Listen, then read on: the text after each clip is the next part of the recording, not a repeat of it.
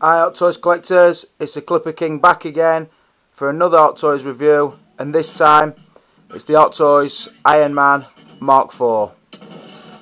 Just knock a bit of volume off at telly box. Let's leave that playing in background. Right, I'll show you around. Got the figure. Obviously the box is behind there, I've lined them up. Got his extras here. And the inner box. Right, I'll crack straight on. You know how Clipper King does it. Scores out of 5. So we'll go straight into it. So the source material. I really like Iron Man 2. It's a really good film. I think I still prefer Iron Man 1. But it is a good film. A little bit more action I would say than the first one. Possibly story's not quite as good. But I'm still going to give it a 4 out of 5. Right, packaging. As you can see, I did get the outer shipping box with this. I've been getting a lot more of these more recently. I just thought I'd show this one. Because when I got this, it probably one of the best shipped items I'd had for a long time. So I did get the outer box. I'll just move that. That's the outer slip, the metallic slip. Really good condition. I like it. It's just a basic slip, but it's highly metallic. So I'd rate it better than an average slip. Not that keen on picture on front. I would have preferred a more pose, but obviously it does go together with the War Machine picture if you put them side by side, which I think is a really good idea from Hot Toys. And then obviously, if I move that, that's the inner box, but obviously I've got the accessory trays out. So on the packaging, I'm going to give it, I'll give it a 4 out of 5. Also on the packaging, it is worth mentioning on this Iron Man Mark IV that they've used a new kind of packaging that I've not seen before. I understand they used it on the Brad Pitt Inglourious Bastards one, but what they've done is they split it down into separate trays. So as you can see, you get the section with the figure held, which sort of floats above the next tray down, which holds his arm missiles. And then obviously you get the bottom layer, which holds the stand clamp, and the light up stand, and obviously the booklet's still in there. So yeah, really good package. Like I said on this one, I might even upgrade that, to be honest. Say, yeah, I will. I'll give it 5. I'll give it a 5 out of 5. Right, onto the likeness. I really do love the likeness on this figure. As you probably know, I used to have the Mark III battle damage version, and at the time I got that, I was amazed by it. But I listened to some other comments, watched some reviews, and realised that this one was a lot better. They actually showed a picture on Facebook of the battle damage one at the side of this, and it just like fucking chalk and cheese. This one's just so much better. It's unbelievable. You'd have to see them both in hand, but take my word for it. The Mark IV is fucking awesome. So the likeness, obviously you get the head sculpt. This camera, I'm back on the video camera, and to be honest guys, it's not really good.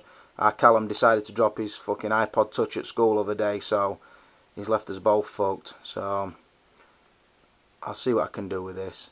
But the head sculpt is amazing. It's Robert Downey Jr. bang on. I think even better than the mech test version, although it would be close, but it is really good. I think it's better than the head sculpt that you get with the Mark VI, and that's one of the reasons I actually cancelled the Mark VI, because this one is awesome. You've probably seen a pose like this 1,000 times, but I have gone with it. What I'm going to do, I'm going to pause it in a little while, and I'm going to pause him on the other stand with the lights on. So the scale of the suit is fucking unbelievably good. Really good, awesome, works really well, articulation is very good on it. The head sculpt alone, like I said, is amazing. So the likeness on it has got to be a definite 5 out of 5. Right, onto the outfit. As you can see, it's not a cloth outfit as such.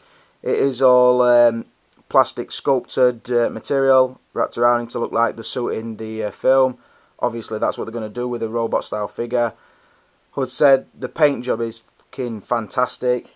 It's like, there is little scratches on it, and I've heard people mention there's paint chips on it. I actually think that the scratches on mine are done on purpose. I don't think the defects, I think it's actually how the suit's supposed to be. It's not like a brand new suit straight off a production line. I think it's a suit that he's been out to battle in a little bit, had a couple of knocks, not too many. But like I say, I personally think the paint job's fantastic on it.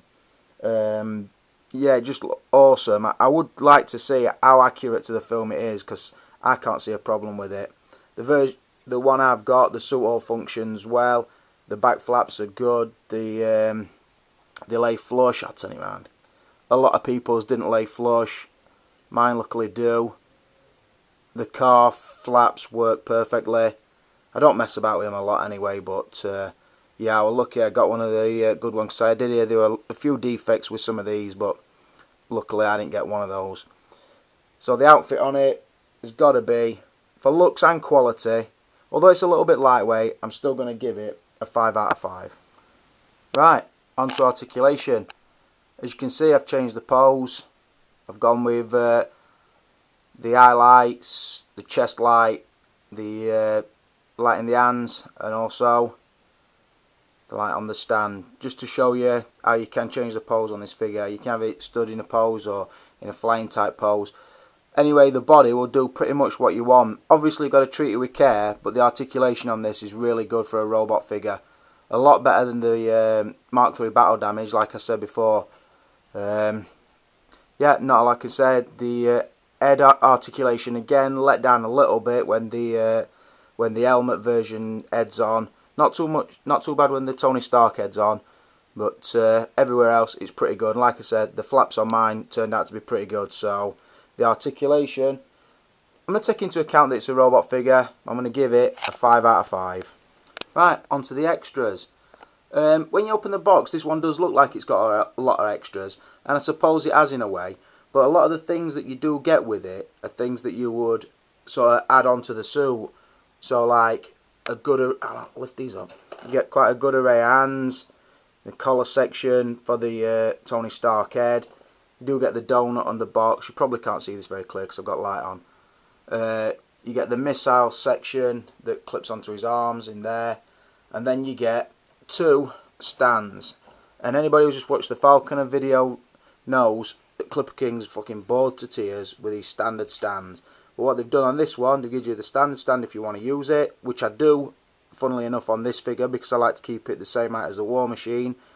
But then you also get the light up stand, which is awesome. It's a right piece of kit. And again, just a transparent pole which holds him up, and then the sort of gripper section which holds him in the air. Really good add-on, and like the Clipper King said before, if you get an extra head or an extra costume with a figure, you've also, I just mentioned the sunglasses you can see that he is wearing, look pretty cool. If you do get an extra head or an extra costume with these figures, you've got to be looking at a 5 out of 5 for the extras, so that's exactly what I'm going to give this figure. Right, we'll move on to the value with this figure, and this is a section I'm going to tell you a little bit of a backstory. Right, Clipper King sat one night trolling through eBay, pretty much an eBay freak at this point, looking for these figures. I'm looking for this figure and I'm trying to pick up this figure and the Mark VI. So anyway, I sees this figure in stock, a guy in the USA, £122 and about £24 post and packaging. I thought, I'm going to get on that. Less than £150 at this point when it had been released. I thought, fuck it, I'll get on it. So anyway, jumps on it. The guy's pleasant, really good guy. I'm not going to mention his name, and that's for a reason. Sends it nice and fast, good communication, everything. Anyway, he's dropped a bollock on how he's marked the gift up. He gets stuck in customs. So it's in customs, only 3 or 4 days, no big fucking stretch to Clipper King. And I'm watching it. Anyway, I let him know it's been stuck in customs. It gets released with charges. Only £14, fucking who gives a fuck. So I tell him. Anyway, he offers to pay him this money. He says, go down, collect it. I'll pay you this money back. I thought, good guy. Anyway, I send him a message saying, if you do pay it, you didn't need to offer. But seeing as though you have, what I'll do for you is I'll mention your store in US and you might get some trade from the UK. I think it's a fair thing for me to do. Anyway, he accepts and says he's going to pay me this money back. So anyway, I go down, I pick it up from post office, my favourite place, Parcel Force Depot. Go down, pick it up, pay me £14, bring it home, more than happy with figure, more than happy with how he's packaged it, fucking dead rate. Clipper King's happy. Anyway, days pass and he don't pay me this money back. So I thought, I'm not too bothered. It's not a lot of money. Anyway, then I starts thinking, he said he's gonna, and he's not. So I thought to myself, fuck him. Anyway, he sends this message saying, oh, don't advertise my store as this, advertise it. I've changed name, it's called this now.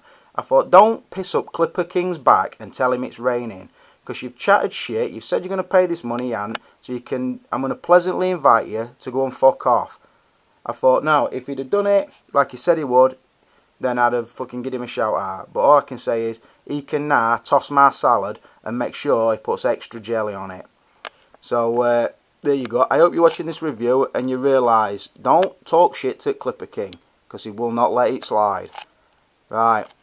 So, anyway, to sum this figure up, I've given it 34 and a possible 35. I love this figure to bits. I think it's that good that I actually cancelled my pre-order on the Mark 6.